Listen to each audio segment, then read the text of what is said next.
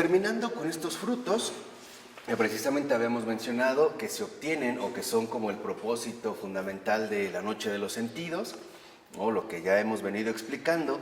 Uno de los primeros, digamos, pasos también es ir creciendo en la humildad, ¿no? La humildad que nos va a llevar a reconocer, por una parte, que incluso desde el momento de empezar, pues no empezamos como totalmente enteros, ¿no? Por decirlo, no vamos a empezar totalmente puros, sino que tendremos que ir trabajando constantemente en este desarrollo, en este camino, conforme vayamos avanzando.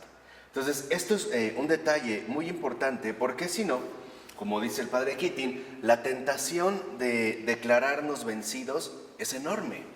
O sea, ahí es donde nos podemos ver como sumamente perjudicados. Por ejemplo, el suponer que no sirvo para esto, que siempre recaigo una y otra vez en los mismos errores, que no logro avanzar, etcétera, sí nos puede llegar a agobiar. Entonces, aquí vale también la pena destacar dos cosas. Primero, nuestro avance en la fe no lo vamos a evaluar jamás nosotros mismos, porque nos equivocamos, nos podemos engañar, nos podemos así como que desorientar e incluso, digamos, llegar a desanimar, ¿no? Suponer que, por ejemplo, pues como que voy retrocediendo, que alguna de las sensaciones que se puede llegar a obtener. ¿Y por qué?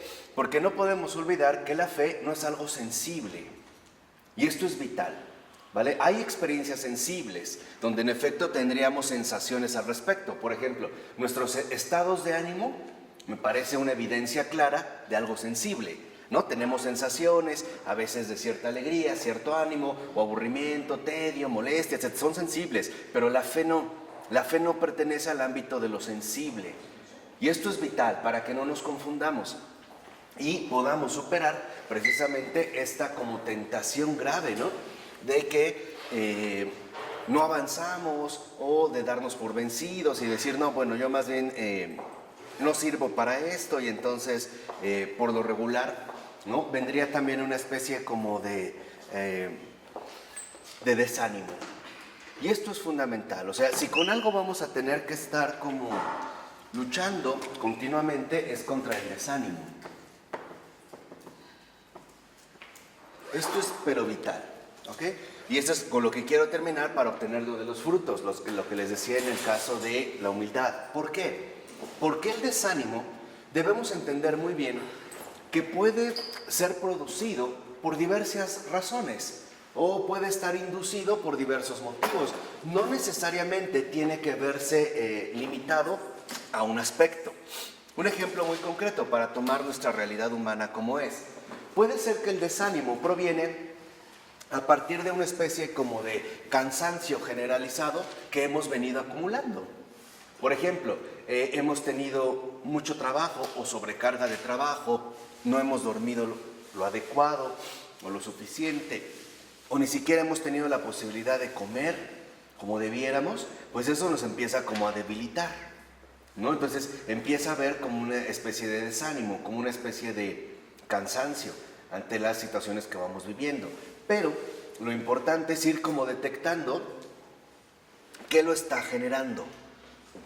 Por ejemplo, si es una cuestión enteramente física, bueno, ver qué remedio se le puede poner. A lo mejor, no sé, buscar más tiempos de descanso, o horas de sueño, o algo por el estilo. O si no viene de ahí, bueno, a lo mejor puede ser que he tenido como situaciones emocionalmente complicadas, ¿no? O sea, problemas a lo mejor con la familia o con el trabajo, y también esto me está perjudicando. Entonces, lo primero es como quitar, ¿no? Ir como quitando factores para llegar al punto central, ¿no? No englobarlo todo bajo un mismo paquete, sino a lo mejor físicamente estoy bien, pero a lo mejor emocionalmente no. He tenido discusiones, no sé, con mi novio, mi esposa, o mi hijo, o mi padre, o qué sé yo. Eso también nos puede conducir de cierta manera a un desánimo. Pero entender que en el caso de la fe, no dependen estas situaciones para incurrir necesariamente en un desánimo, porque no es algo sensible. Entonces no lo vamos a evaluar nosotros qué tanto hemos avanzado o no, ¿vale? Sino seguir sabiendo que, bueno, dentro de este desánimo voy a ir ubicando los motivos, e ir recorriendo siempre con determinación lo que me he propuesto, que es en pocas palabras salir adelante. Esto es justamente lo que nos lleva a las diferentes etapas de la oración contemplativa, ¿no? Que también vale la pena irlas destacando. O sea, si nosotros ya superamos el desánimo, ¿no? Si avanzamos en el desánimo con determinación, entonces nosotros vamos a entrar a las diversas etapas, ¿no? De la oración contemplativa. Lo voy a poner nada más OC como una abreviatura. Y estas las que hay que también como ir identificando, ¿no? En primer lugar, ya el hecho de que nos quede muy claro que en la noche de los sentidos, y les vuelvo a repetir, que cuando hablamos de noche de los sentidos, estamos hablando del eclipse de nuestras formas acostumbradas de relacionarnos con Dios.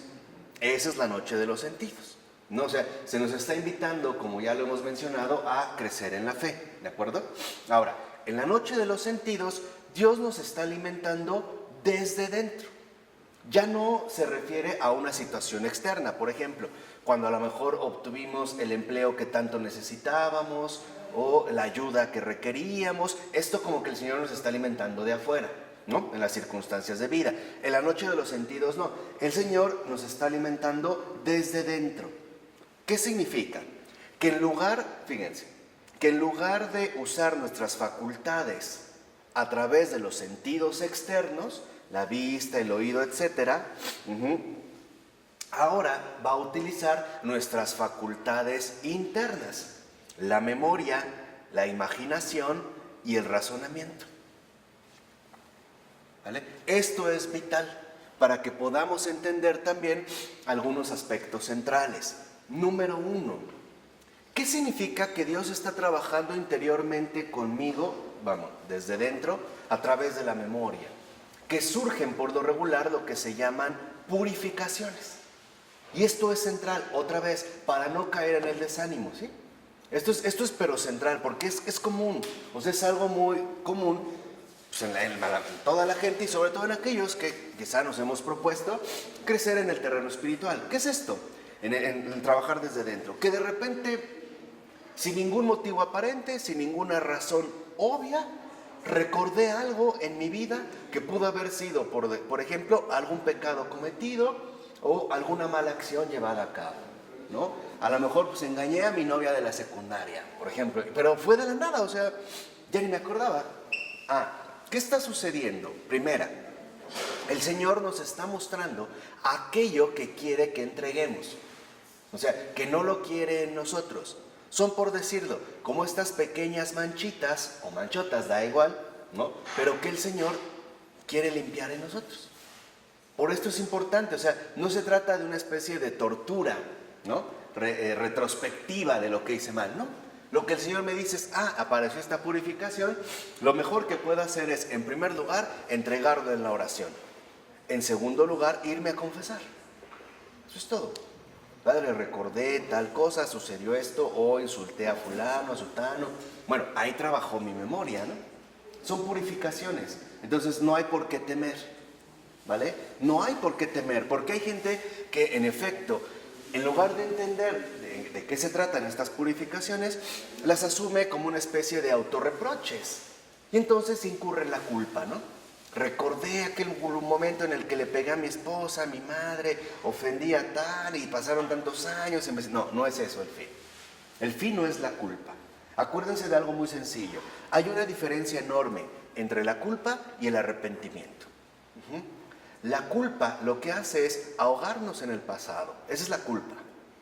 Es un ahogo, es una asfixia. Y el Señor no quiere culpas en nosotros. ¿Por qué? Porque ahogan. La culpa es aquel que se recrimina lo que hizo antes, o sea, lo que llegó a hacer antes. Esa es la culpa. No. El Señor a lo que nos invita es al arrepentimiento. ¿Qué es el arrepentimiento? El arrepentimiento no depende precisamente del pasado, depende del futuro. ¿Por qué? Porque en el verdadero arrepentimiento reconozco lo que hice, pero también y al mismo tiempo reconozco que el Señor está dispuesto a ayudarme en lo que sigue, o sea, de aquí en adelante. Reconozco lo que hice mal, y ahí es cuando volvemos a ver la cuestión de la memoria, ¿no?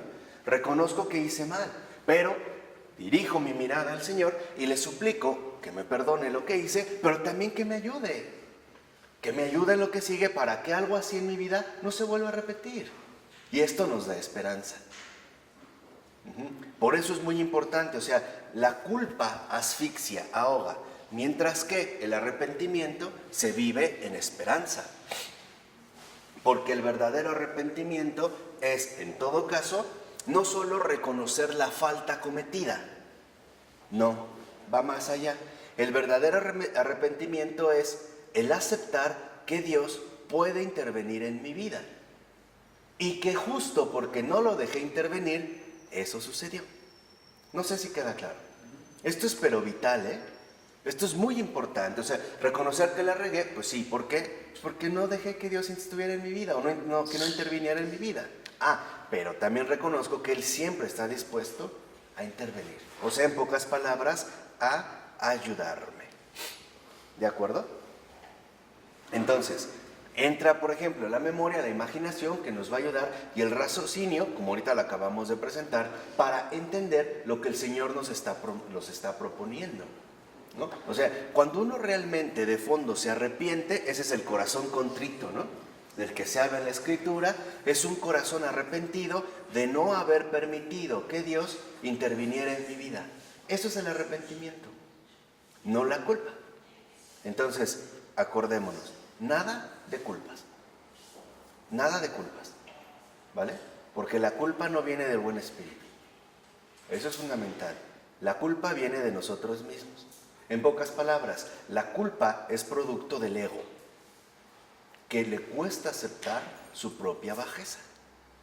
Seamos sinceros, esa es la culpa. ¿Cómo fui capaz de hacer eso? O sea, lo que nos duele es nuestra vanidad, es nuestro orgullo, esa es la culpa. Por eso a la culpa no se le hace caso, ¿no? Lo reconozco con sencillez, en humildad, sí, la regué, pero la regué y me arrepiento, sobre todo porque no dejé que Dios interviniera en mi vida. Pero ahora sí, y esto me da esperanza, que es en lo que insiste el Padre Kitty, ¿no?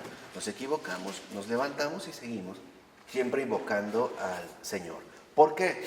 Porque en último término, lo que el Señor quiere es que entremos en descanso. Y ese es, digamos, como el fruto primordial. Dentro de estas etapas, dijimos, la primera y más fundamental es el descanso.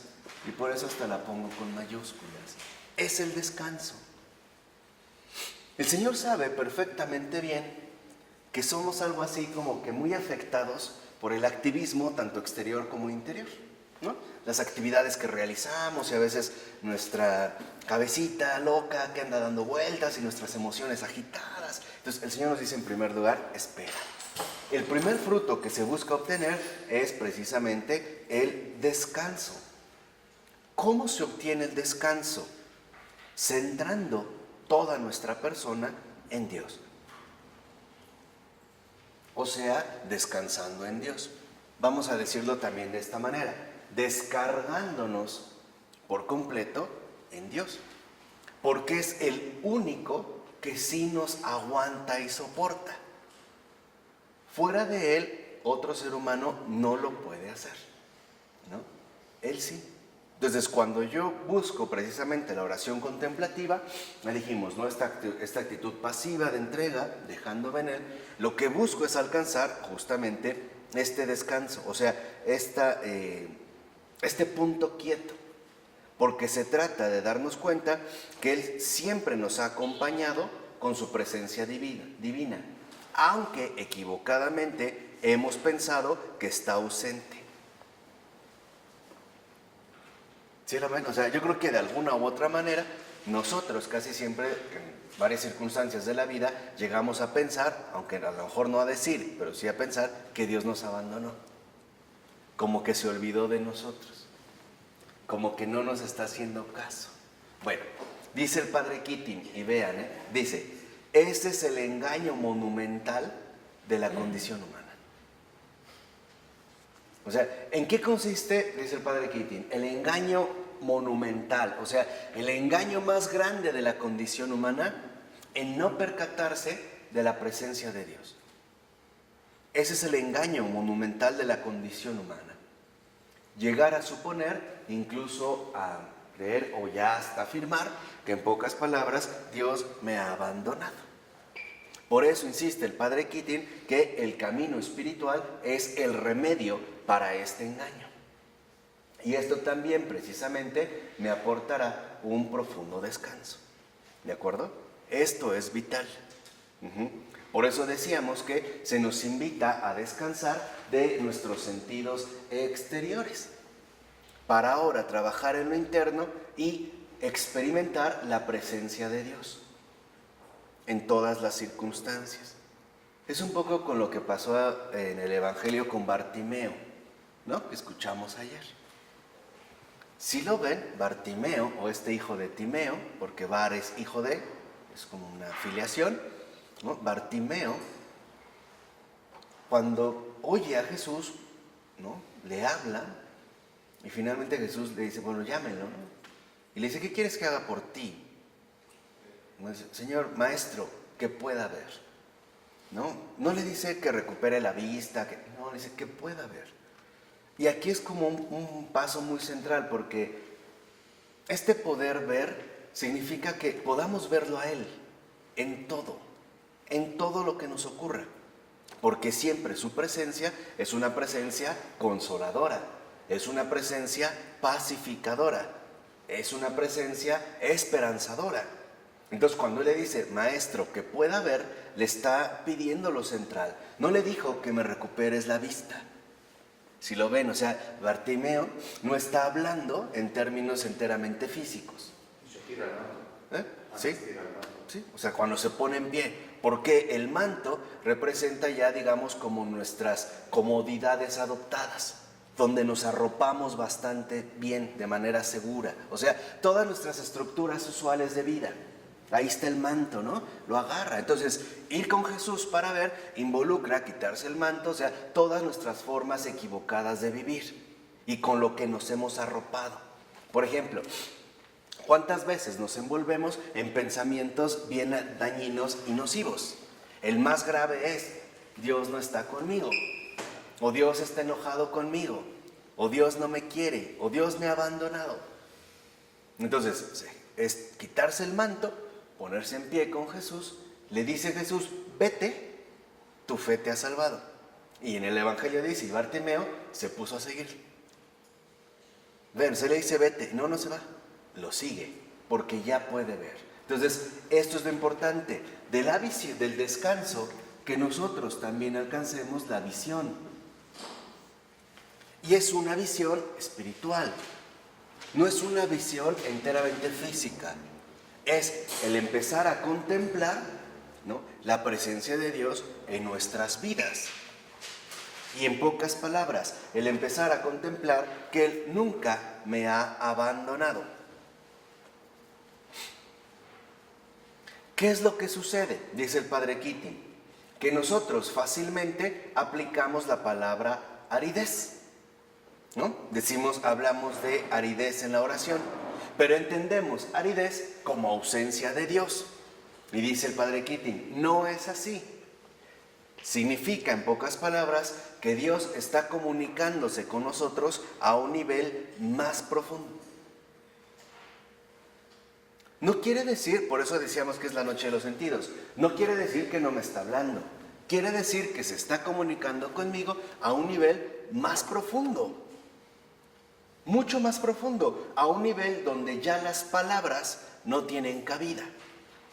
¿Sí? Es un poco, más o menos, como el tipo de contacto que podemos establecer con otras personas sin palabras, por ejemplo, a través de un abrazo. No hay lenguaje, pues, ¿no? O a través de sentir el consuelo de alguien. Por ejemplo, cuando una persona atraviesa un mal momento y alguien llega y le da un abrazo de corazón, hay una comunicación más profunda. No, ya no hay un lenguaje establecido. Entonces, no es que Dios no me está hablando, es que me está invitando a entrar a una comunicación más profunda. Y esta comunicación más profunda se llama silencio. Y eso es lo que hoy también no tenemos, y ese es un gran fruto. Silencio. ¿No? Vamos a decirlo, silencio interior. ¿Por qué requerimos este silencio? ¿Por qué requerimos deshacernos de todas nuestras agitaciones, de todas pues nuestras contrariedades, ¿no? De todos nuestros ruidos, tanto exteriores como interiores? Porque en el silencio es la manera como Dios nos habla. Porque ¿qué es el silencio espiritual? La paz del corazón. Y eso es lo primero que tenemos que hacer. Aprender a escuchar. Aprender a escuchar. Por eso necesitamos profundizar en este silencio interior. Por eso dice el padre Keating, para poder entender esta comunicación, el silencio, tenemos que aprender, 1, a estar quietos. 2, a descansar en Dios. ¿Hoy somos bien inquietos o no? ¿Sí? Siempre queremos estar de allá para acá, movidos, haciendo, deshaciendo, en la noche, en la mañana. Así no se escucha Dios, no se puede.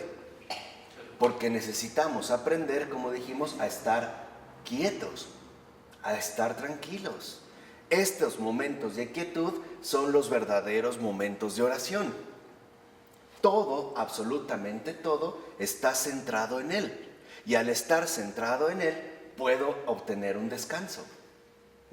Por eso decíamos que estos momentos de oración deben de ser diarios o por lo menos frecuentes. 10, 15, 20 minutos, no más. Pero en esta completa quietud. Ya dejar, digamos, mis ruidos, porque hoy mucha gente, por ejemplo, se acerca al Señor y se acerca siempre como hablándole, ¿no? Señor, te pido por esto, mira aquello, pero no escucha lo esencial. Es como un médico, un doctor, que llegara un enfermo con él y le empieza a hablar de sus malestares, pero nunca escucha lo que el doctor le tiene que decir. A lo mejor era, mira, antes de esto, primero hay que curar esto. O vamos a empezar por aquí. Entonces no escucha, y habla. Entonces, ¿qué es lo que sucede aquí? Tenemos también que aprender a escuchar. Hoy no escuchamos. Hoy podemos ver que mucha gente nos dice cosas importantes y, como decimos, nos entra por acá y nos sale por acá. Hoy mucha gente nos dice, no, algo importante que tenemos que hacer, no lo hacemos, o lo aplazamos, o lo dejamos. Y ya que me acordé, ay, sí es cierto, me dijeron, me habían dicho que... Y pasó. Cuando empiezas a aprender a escuchar y abres un diálogo continuo con el Señor. Exactamente. Ya no se para el diálogo. Ya siempre estás en diálogo. Claro. Por eso vemos, en efecto, ¿no?, cómo los verdaderos profetas del Señor primero son entrenados a escuchar. ¿No? Por eso, a ver, ve y dile, ¿no? Habla, Señor, tu siervo te escucha. Hoy estamos llenos de ruidos. Tenemos un montón de ruidos, tanto externos como internos. Entonces, lo primero es vaciarnos de todos estos ruidos. ¿Cómo? En la oración. Lo que hago en la oración es descargar todo mi ser en el Señor, dejando que Él vaya tomando la iniciativa y me vaya indicando, por ejemplo, que sí y que no. No tomar, digamos, la iniciativa. Esto es central. Porque esto es un error nefasto para la vida espiritual de nuestra cultura moderna. Hoy nos invitan siempre a tomar la iniciativa, ¿no? Como dicen, con el mazo dando y... ¿Cómo? Con la Dios rogando y con el mazo dando. O sea, ponte en acción, aplícate, muévete, bla, bla, bla, bla, bla. Hoy hasta se aplica este eslogan para el sistema de salud, ¿no? Chécate, muévete, actívate. O sea, en una, digamos, actividad... Hasta México está muy bien. Exacto, que nos prive, ¿no?, de lo más esencial, y es escuchar. O sea, si en algo necesitamos trabajar en estos momentos, sobre todo para nuestro bien espiritual, es en la receptividad. Esto es central. Receptividad. No tomar iniciativa alguna hasta que el Señor nos hable. Mientras no. Y esto es central. Simplemente ponerme en oración, pidiéndole al Señor que me ilumine, y mostrándole y diciéndole que aquí estoy. ¿Para qué? No sé, pero aquí estoy. No necesariamente tiene que haber como un afán rápido de actividad o de algo a realizar. Este es alivio, este es el otro fruto, esa es la oración. O sea, seamos sinceros. Si yo entro a una parroquia, por ejemplo, delante del Santísimo, y le ruego por algo y salí preocupado, no oré. Porque salí a hablar, pero no entregué nada. O sea, no escuché absolutamente nada. ¿Cómo nos habla el Señor? En casos raros, directamente con nuestro lenguaje humano. No es lo usual. Lo más usual es que nos hable a través de una profunda paz interior. Eso sí, porque el Señor sí le sabe hablar al corazón. No es como a veces en términos humanos que damos ciertos consejos que nos ayudan más o menos a tranquilizarnos, pero que no alcanzan a transmitirnos esa verdadera paz. El hecho de que nosotros podamos dirigirnos a Dios ya es una gran bendición. Porque el hecho de que yo me pueda dirigir a Dios significa que Él ya me está dando una respuesta. ¿Cuál es esta respuesta? No te preocupes, aquí estoy yo contigo. No te preocupes. Entonces, ¿qué es en lo primero en lo que tengo que trabajar? ¿En la solución de mis problemas? En la entrega. No, en la entrega. ¿Cómo voy a estar trabajando en la entrega? No permitiendo que la desconfianza lleve a alterar mi corazón. No sé si me explico. O sea, a ver, yo tengo una cuestión que arreglar, necesaria. Señor, tú sabes que necesito esto, quisiera esto, por esto y esto y esto. Perfecto, gracias. Ok, de aquí a lo que esto se realiza, porque se va a realizar de una o de otra manera, yo tengo que estar atento a que la desconfianza no agobie o entristezca o perjudique mi corazón. ¿Qué quiere decir? Que entonces yo me tengo que concentrar no en lo exterior, me tengo que concentrar en lo que, en lo interior. Si de repente, ok, ya lo pedí, y en la tarde otra vez estoy pensando y preocupado de decir, bueno, ¿por qué? ¿Que de verdad no creo en el Señor o no me atendió o fue un juego o algo por el estilo? No, no tengo por qué desconfiar de Él. Puedo y debo confiar en Él y por lo tanto descansar. Así que entonces, digamos, la vida espiritual en gran medida también se va a basar en ir como enderezando el corazón por el camino correcto. Nada de inquietud, sino de quietud. Ya pedí, el Señor ya me escuchó, perfecto. Lo puedo recordar, pero lo que no puedo permitir, y eso es nuestro trabajo, es que mi corazón se vuelva a perturbar. Híjole, pero ¿qué va a pasar? No ha pasado nada, ya pasó un día, 2 días, 3 días. No importa, el Señor tiene sus momentos que no son los nuestros. Él sabe cuándo será lo más indicado, ¿no? Así de sencillo, o sea, mantenerse en calma. Acuérdense, por ejemplo, del profeta Simeón, San Simeón. Esperó toda su vida para ver al Mesías. Y se lo pidió al Mesías, ¿se acuerdan? Toda su vida. Ya anciano lo vio. Y ahora sí, ¿qué le dijo Simeón? Ahora sí, Señor, ¿puedes dejar a tu siervo descansar en paz? Bueno, pero se mantuvo tranquilo o se vio desesperado o llegó y dijo, vaya, por fin te tardaste mucho, yo no pensé que iba a pasar tanto tiempo. No, trabajar en la inquietud, no sé si me explico. Y dirigirnos al corazón, por ejemplo, a ver, ¿por qué te inquietas? ¿Por qué te agobias? ¿Por qué te desesperas? Si el Señor está contigo, te ha escuchado, espera, confía en el Señor, ¿no? Como nos lo recordó a través de Santa Faustina. Y también Santa Teresa, nada te turbe. Nada te espante, ¿no? O sea, aquí digamos con Santa Faustina ya queda como el resumen claro. Solo se nos invita a repetir interiormente y con sinceridad de todo corazón unas palabras. Jesús, en ti confío. O Jesús, confío en ti. Ya. Entonces podemos decir que en este sentido el Señor nos está haciendo trabajar en nuestras facultades intuitivas. Tiene que ver más bien con las facultades intuitivas. Al principio puede ser que en efecto experimentamos la aridez porque no es la forma acostumbrada de relacionarnos con Dios y nos desconcertamos. Híjole, ¿qué está pasando? Ahí es cuando les decía que por eso no debemos evaluar la fe nosotros. Híjole, estoy recayendo porque antes tenía más fervor, ahora no tengo muchas ganas de ir a misa, o de orar, o de ayudar, o de rezar, o qué sé yo, entonces no, estoy yendo para atrás, antes sentía nada de eso. Quiere decir que ahora se nos está invitando, como dijimos, a un nivel más profundo. Entonces, A partir de aquí, el descanso, la visión y el silencio, que son las etapas, vemos que en último término se nos invita a dos cosas: a la confianza, por un lado, y por lo tanto también a la paz. Eso es lo que el Señor quiere transmitirnos, la paz. Tal vez no vamos a estar muy alegres, sinceramente, ¿no? Pero al menos sí en paz, tranquilos, no permitiendo otra vez que mi corazón se agite, ¿no? Y no dándole cabida a estos pensamientos nocivos. Ejemplo, es que Dios te ha abandonado. No, cállate, como un perro, ¿no? Cállese y se acabó. No tengo por qué dejar que corra. O a través de una cuestión emocional, ¿no? Híjole, es que me estoy entristeciendo porque creo que Dios, nada, no voy a evaluar. Eso Él lo sabe. Lo único que voy a hacer es trabajar en no perder la paz del corazón. Eso es lo único. ¿Cómo lo voy a trabajar? Interiormente. Por ejemplo, me siento muy inquieto, muy agobiado, perfecto, voy y me pongo a hacer oración centrante. Así de sencillo. O me siento, cierro los ojos, me persigno y le digo al Señor, al corazón, ¿qué traes? Así no como cuando queremos abordar, a ver, ¿qué traes?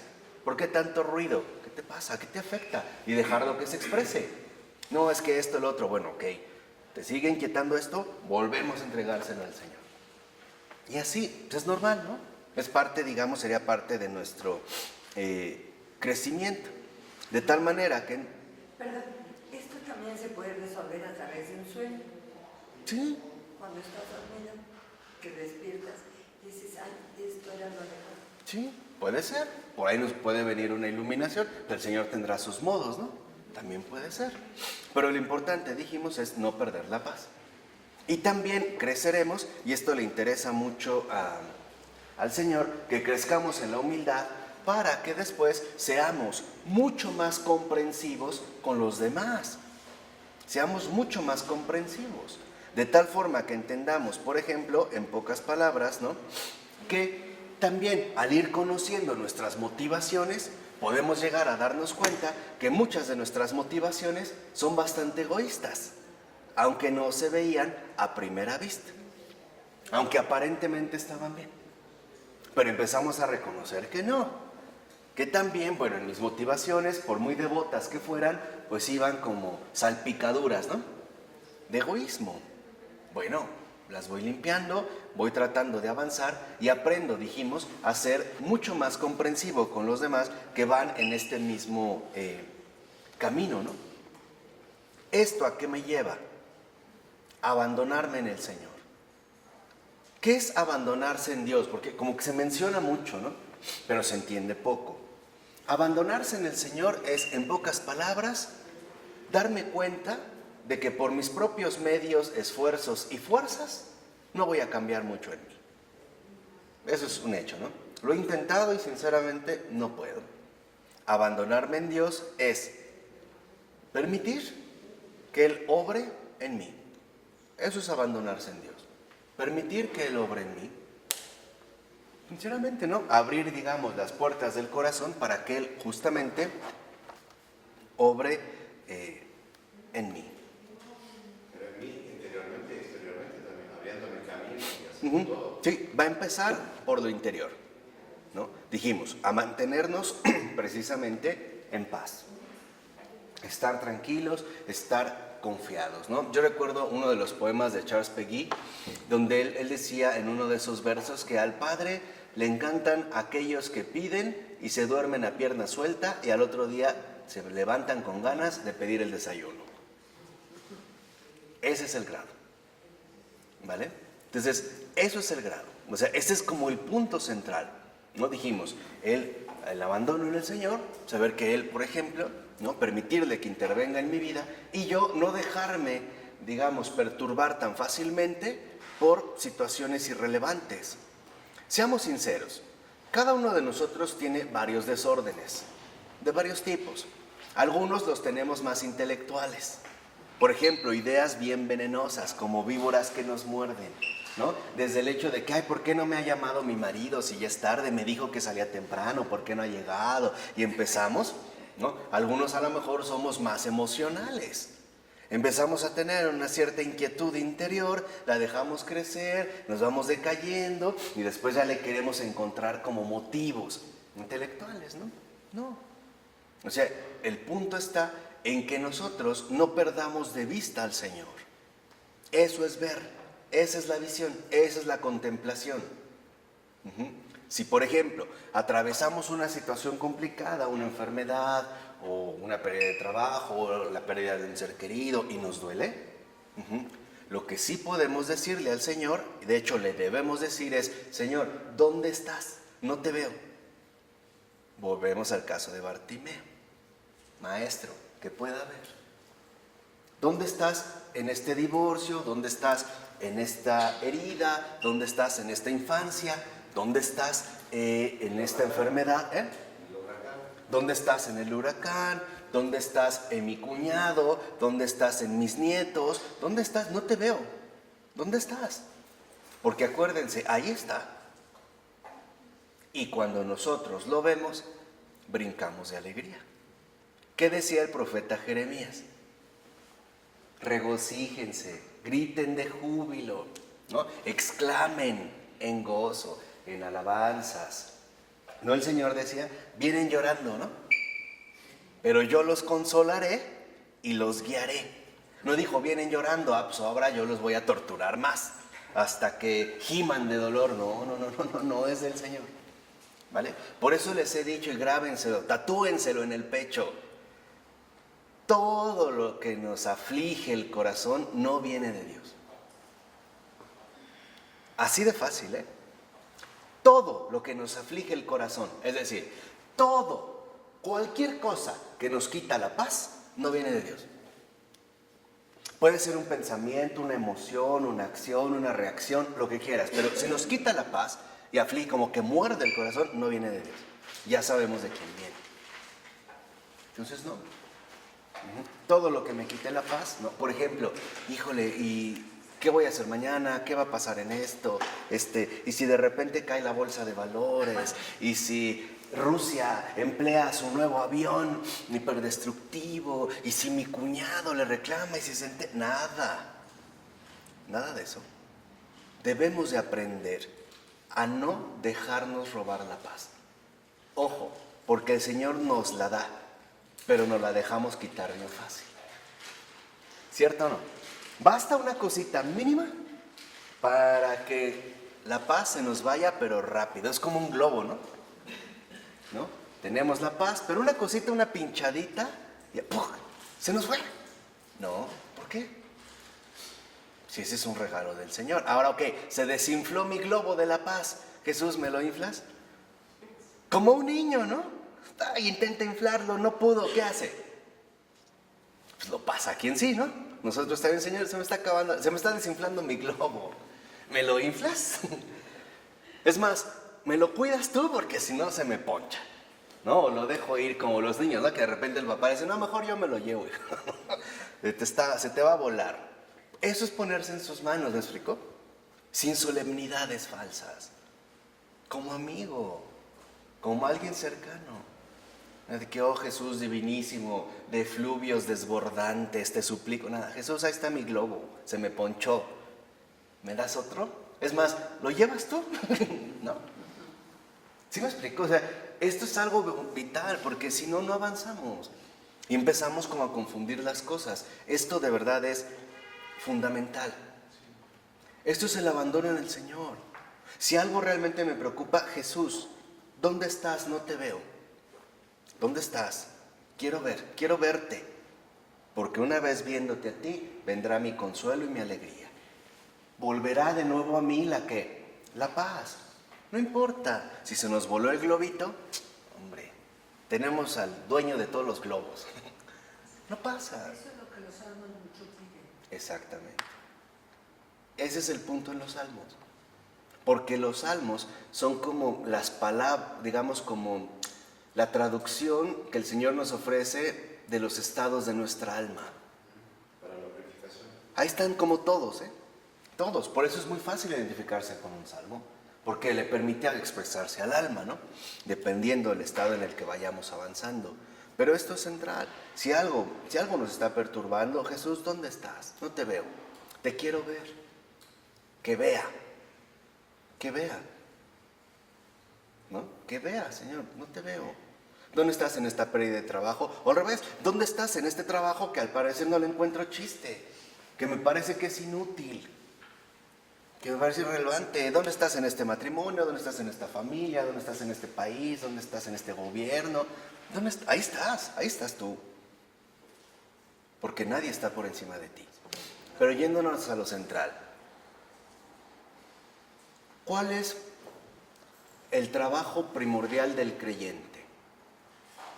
Estar atento para no perder la paz. Esa es nuestra chamba.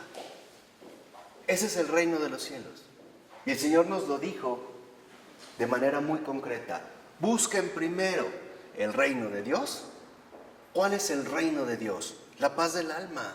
Busquen primero el reino de Dios y todo lo demás se les dará por añadidura. No dijo algunas cosas, dijo todo lo demás, todo lo que les es necesario. Pero busca primero el reino de Dios. ¿Cuál es el reino de Dios? La paz del alma. Eso es lo que estamos buscando en la vida espiritual. Busca primero eso. Ejemplo, sé que ahorita nos puede sonar un poco extraño, pero si estoy atravesando una dificultad complicada, en lugar de desgastarme muchas veces de manera inútil en ver cómo lo voy a resolver, lo primero es concentrarme en que mi corazón no vacile, en que mi corazón no desconfíe, en que mi corazón no se quebrante, no, que se mantenga firme confiando en el Señor. Esa es la primera chamba. Y nosotros, por lo regular, es lo que menos hacemos, ¿o no?